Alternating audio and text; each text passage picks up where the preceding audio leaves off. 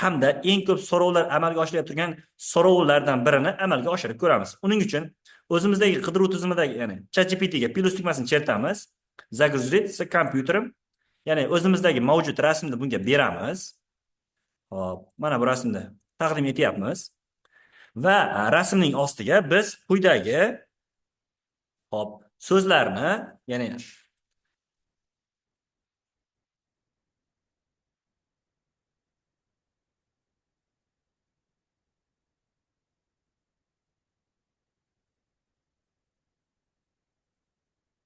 hamda quyida rasmda yuklangandan keyin uning ostiga quyidagi so'zlarni kiritamiz va yuborish tugmasini chertamiz.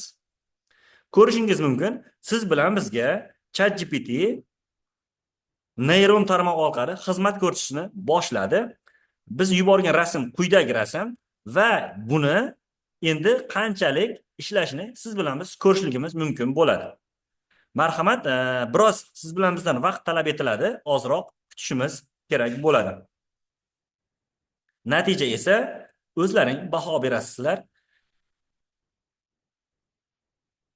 Mana rasm tayyorlanish jarayonida amalga oshirilmoqda. Muvaffaqiyatli yakunlangandan so'ng esa siz bilan bizga yuklab olish uchun загрузить tugmasi yoki bo'lmasa yuklab olish belgisi aks etadi.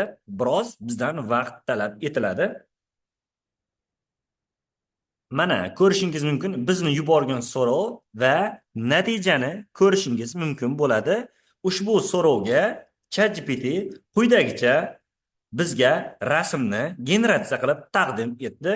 E'tiboringiz uchun rahmat. Siz bilan raqamli texnologiya kafedrasi o'qituvchisi Yo'ldash Ahrojon. E'tiboringiz uchun rahmat.